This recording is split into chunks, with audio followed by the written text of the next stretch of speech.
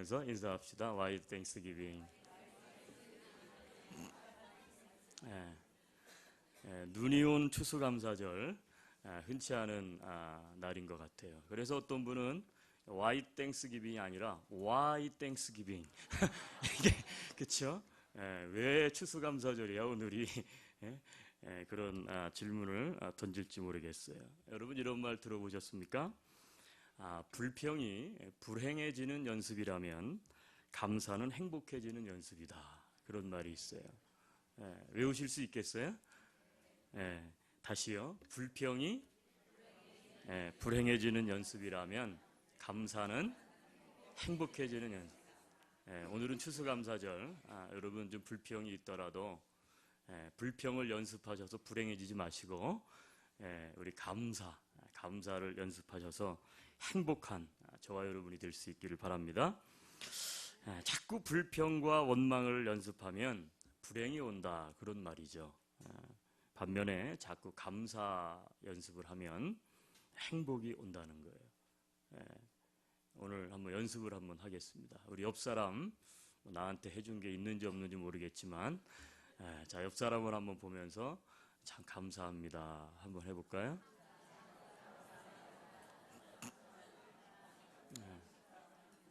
뭐가 감사한지는 잘 모르겠지만 그런 분들은 감사할 수 있도록 오늘 뭔가를 좀 해보세요. 우리 사람에게도 감사해야 되지만 오늘은 특별히 하나님께 감사하는 날인데 우리 한번 손을 이렇게 하늘을 향해서 들고 하나님께 감사합니다 한번 해봅시다. 하나님께 감사합니다. 아유 잘하시네. 여러분 그렇게 될 수 있기를 바라요. 자, 그런데 이런 말을 하면 오늘 마음이 무겁거나 불편하신 분들이 계실지 모르겠어요. 왜 그러냐 하면 경기가 여전히 어려움 가운데 있어서 혹은 건강이 별로 좋지 않아서 하던 일이 자꾸 안 되고 뭐 꼬이기만 하는데 뭐 무슨 감사가 나올까? 자식들이 자꾸 속을 썩여서 이번 추수감사절에는 이 자식이 좀 정신을 차리고 와서 같이 좀 터키도 먹고 이래야 되는데 이번에도 오지 않고 속을 썩여서 뭐 감사가 지금 나올는지 기도를 계속하고 있는데도 하나님께서 응답을 주시지 않아서 그래서 감사절인데도 감사가 나오질 않습니다. 목사님, 아마 이런 한마디로 말하면 위기를 만난 감사, 감사의 위기를 만난 분들, 그래서 오히려 근심으로 가득 찬 분들, 그런 분들을 향해서 오늘 우리가 그럼에도 불구하고 우리가 왜 감사해야만 할까? 감사할 이유가 어디에 있을까? 여러분 제목이 어디서 많이 들었던 제목이죠. 위기를 만난 감사. 작년에 추수감사절 때 1탄을 했어요. 위기를 만난 감사.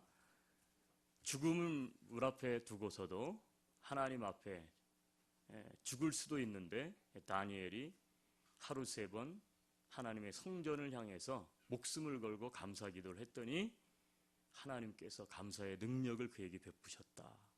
그래서 위기를 만난 감사였지만 그 감사가 하나님의 능력을 경험하는 감사였다. 이게 작년에 우리가 나눈 말씀이에요. 기억 하나도 안 나시죠? 제가 다음에 또 하려고요. 안 나셔야 돼. 몇 년 있다가 한번 더 해야 돼.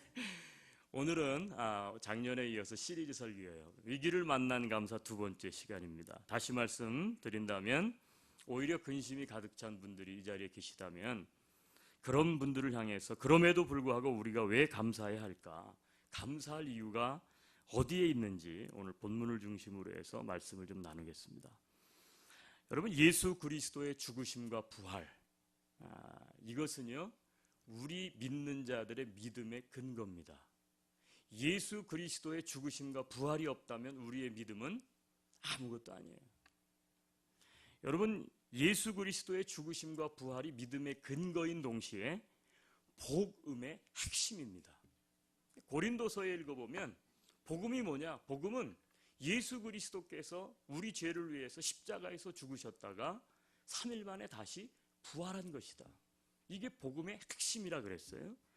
여러분 따라서 기독교의 근간, 기독교의 핵심이 뭐냐? 그것은 예수 그리스도의 죽으심과 부활이에요.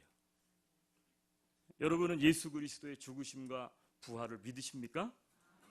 자, 그래서 오늘 본문에 보면 제자들을 향해서 예수님께서 죽으심과 부활을 이야기하셨어요. 제자들을 향해서 내가 이제 죽을 거야. 그런데 내가 다시 살아날 거야.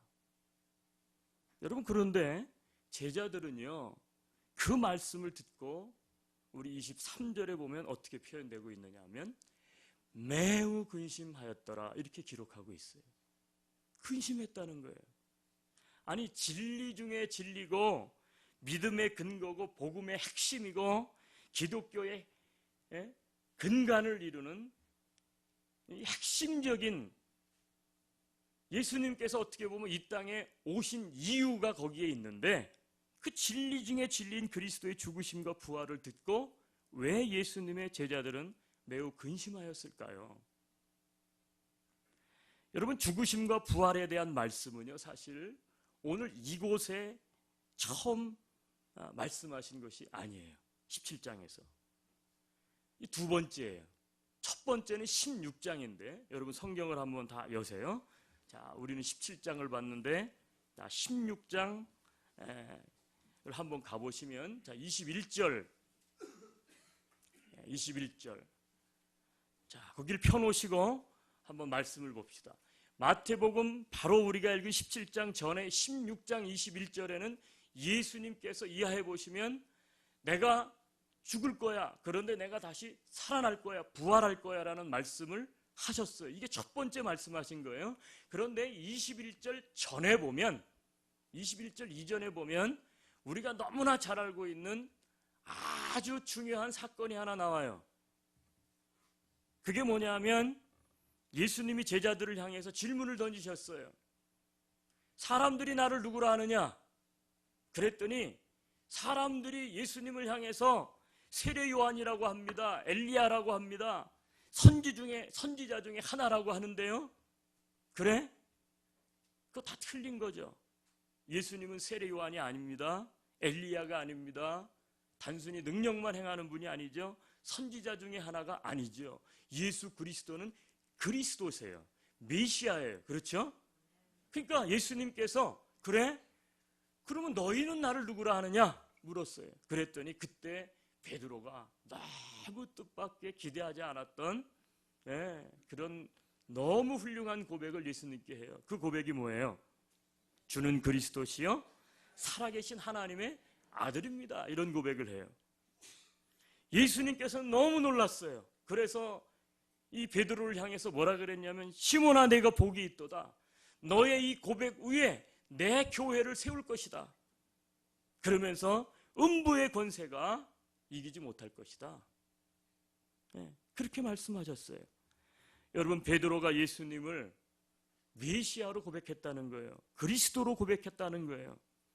그 고백 후에 21절이 시작되는 거예요. 여러분 성경 피신 21절이 6장 21절이 자, 곧바로 21절에서 예수님은 갑자기 무슨 얘기를 하시느냐 하면 이 고백을 들으시고 난 다음에 내가 이제 고난을 받아서 죽임을 당하고 제3일에 다시 살아날 거야. 여러분, 왜 예수님께서 베드로의 고백을 들으시고 난 다음에 왜 내가 죽었다가 부활할 거야? 이 말씀을 갑자기 꺼내셔서 제자들에게 말씀하셨을까요? 여러분, 주님이 그리스도, 즉 메시아, 구원자,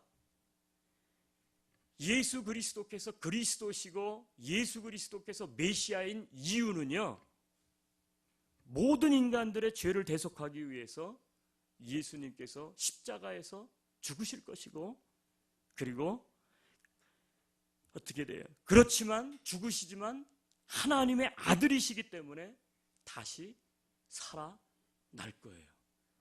그렇기 때문에 그것이 뭐냐 하면 예수 그리스도가 그리스도이신 이유예요. 이 고백을 누가 했느냐? 베드로가 했다는 거예요. 잘 보세요. 주는 누구라고요? 그리스도요. 그리스도의 조건은 우리의 죄를 죄악 가운데서 어떻게 돼요? 구원하셔야 되는 거예요. 그렇기 때문에 예수님이 십자가에 달려 죽으셔야만 하는 거예요. 그게 그리스도의 조건인 거예요. 근데 베드로가 주는 그리스도시요, 그 다음에 무슨 고백을 했어요? 살아계신 하나님의 아들이라는 거예요. 그런데 그 그리스도께서 십자가에서 죽으셨는데 다시 어떻게 돼요? 하나님의 아들 되시기 때문에, 하나님 그 자체시기 때문에 다시 살아난다. 다른 말로 말하면 부활한다. 여러분, 베드로가 고백을 했는데 이 베드로가 사실 알고 고백했는지 우리가 한번 생각을 해볼 일이에요. 자기가 고백한 내용이 뭐냐면 주는 그리스도시요 살아계신 하나님의 아들입니다. 이 고백은 예수님이 바로 풀어서 하는 얘기는 뭐냐면, 그래, 그 말이 무슨 말이냐면 내가 이제 구원자가 되기 위해서 죽고 내가 그리스도이기 때문에,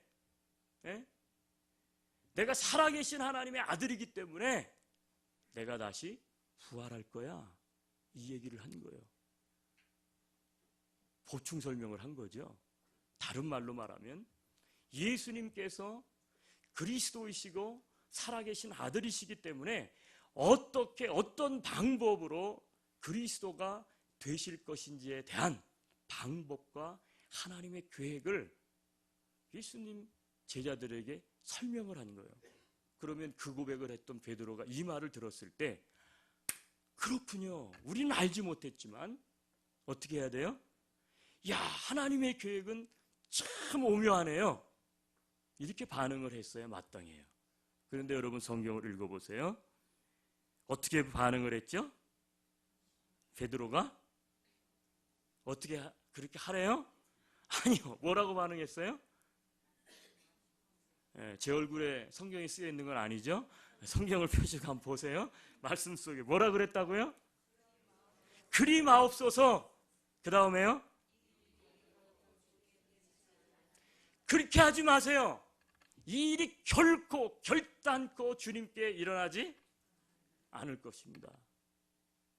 자, 그러니까 예수님께서 너무 기가 막혀. 아니, 지 입으로는 나를 그리스도라 그러고 하나님의 아들이라고 그렇게 고백해서 내가 칭찬까지 다 했는데, 바로 그 방법에 대해서 설명을 했는데, 하나님의 계획에 대해서 설명을 했는데, 그 고백을 했던 그 입에서 다시 나온 말이 뭐예요? 결코 안 된다는 거예요. 그거는 틀렸다는 거예요. 그렇게 하지 말라는 거예요.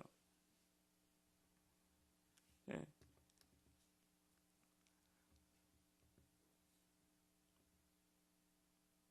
절대 안 된다는 거죠.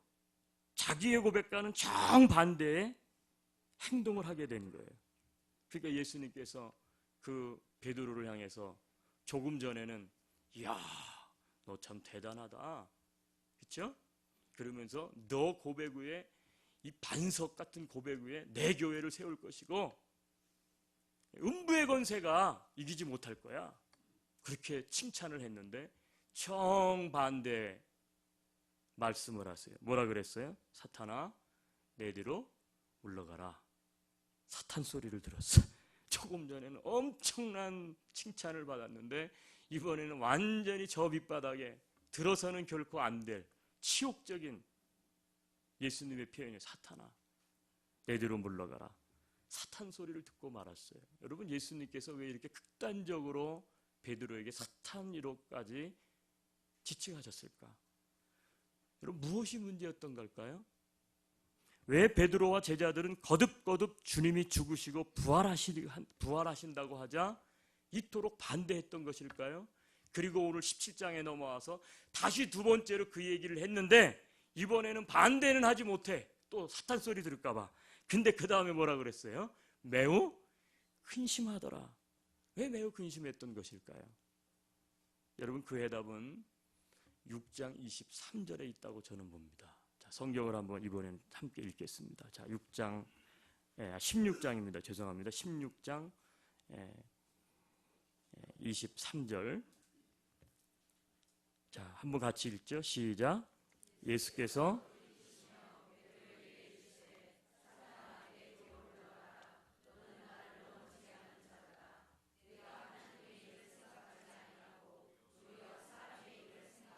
예수께서 돌이키시며 베드로에게 이르시되 사탄아 내두로 물러가라.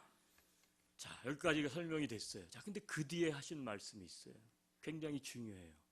대조적이고 반복적인 하나의 문구가 등장하는데 그게 뭐예요? 너는 나를 넘어지게 한다.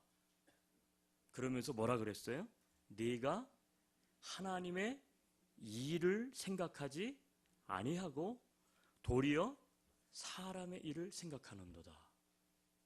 무슨 말씀과 무슨 말씀을 서로 비교하고 있죠?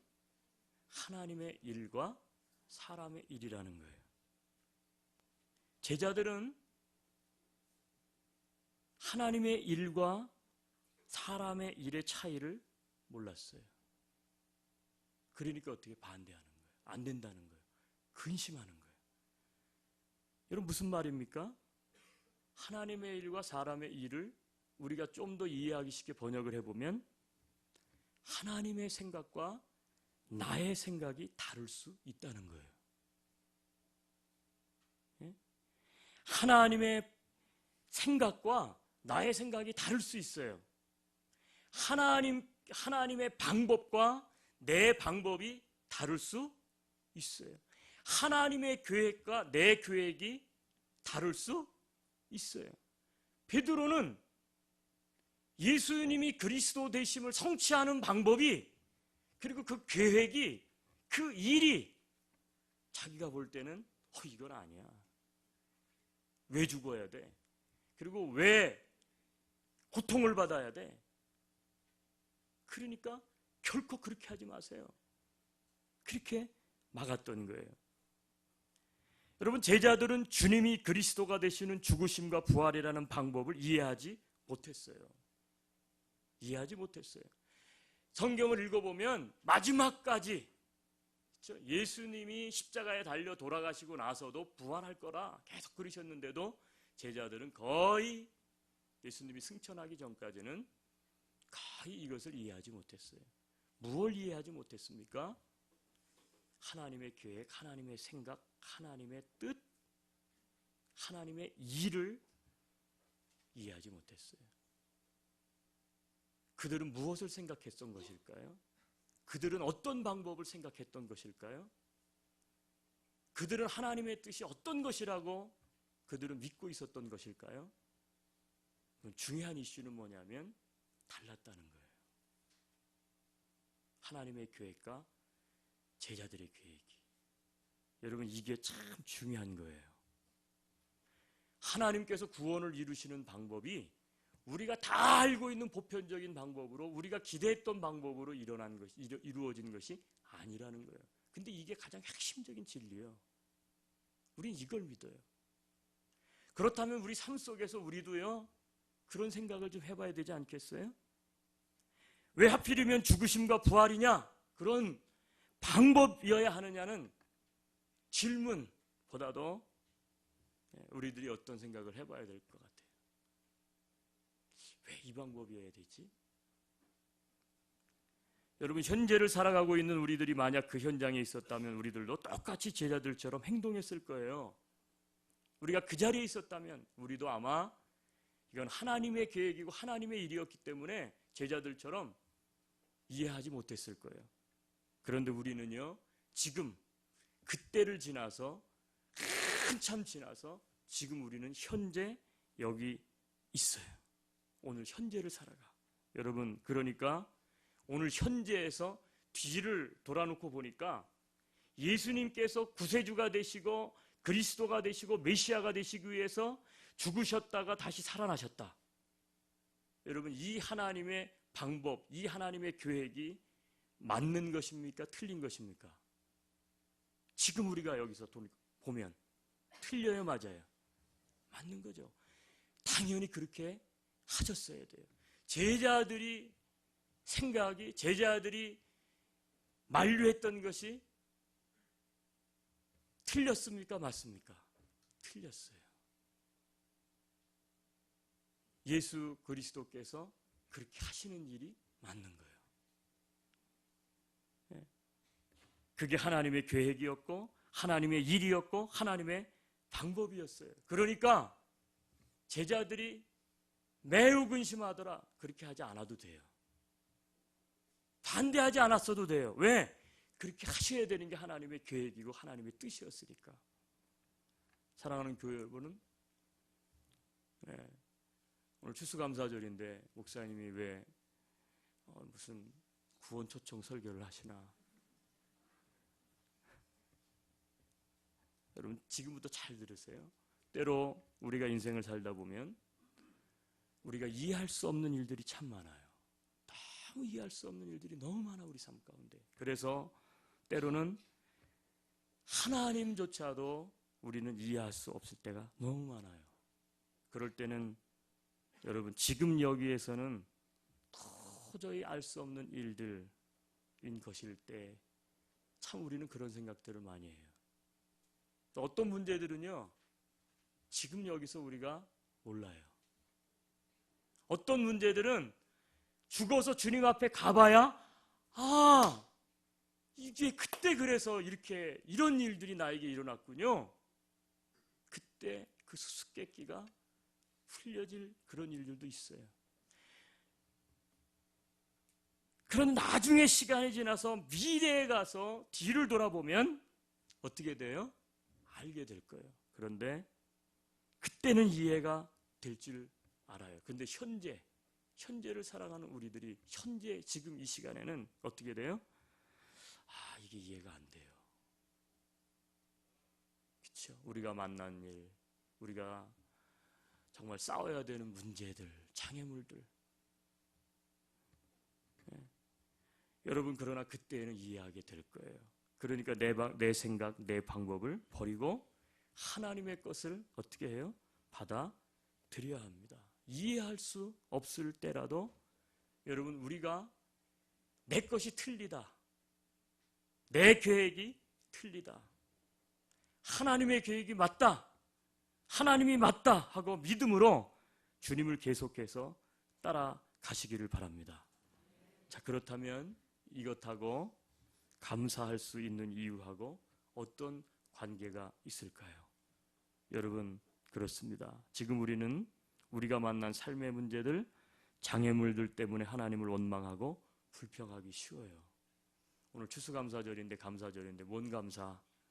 그렇죠? 하나님이 나에게 어떻게 이러실 수 있어요? 아니 온통 다 막혔잖아요. 왜 갑자기 우리 가정에 이런 일이 있는 거예요? 왜 나의 기도에는 응답이 없고 일은 전혀 다른 방향으로만 흘러가고 있는 거죠?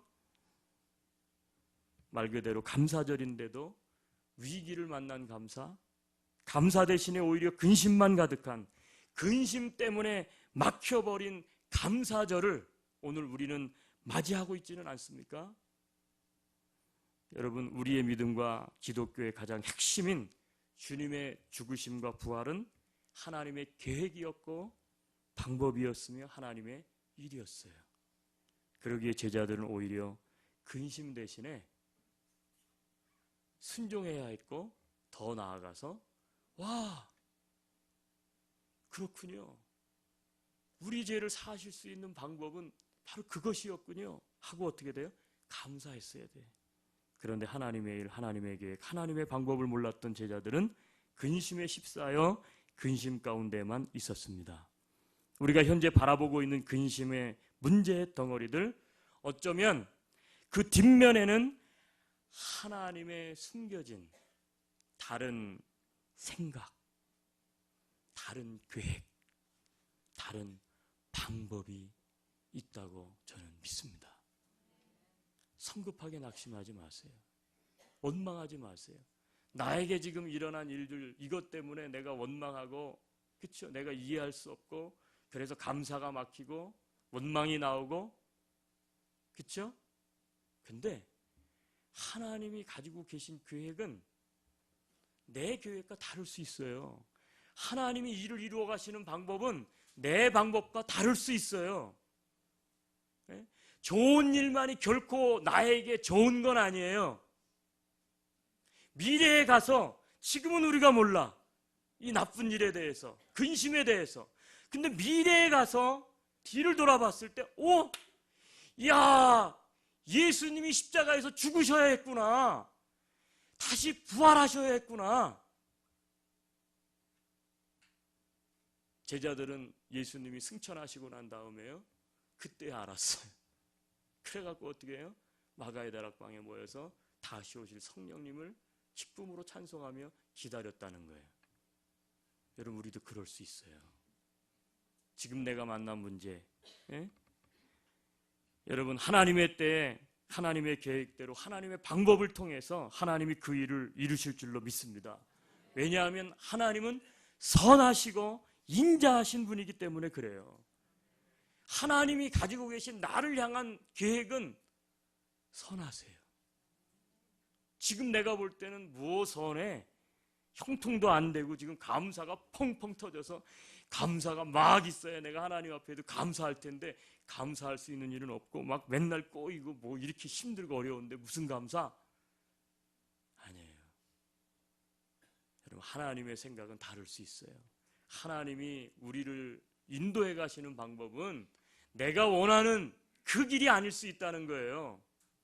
우리는 이쪽 길로 가고 싶어. 우리는 이런 방법으로 하나님이 나를 이끌어야 좋을 것 같아. 근데 하나님은 이상할 수도 있어요. 전혀 다른 이 길로 나를 인도하실 수가 있어요. 전혀 다른 방법으로 내 인생을 지금 만들 수 있어요. 근데 지금 보니까 뭐 이래? 왜 죽어야 돼? 왜 슬프게? 그쵸?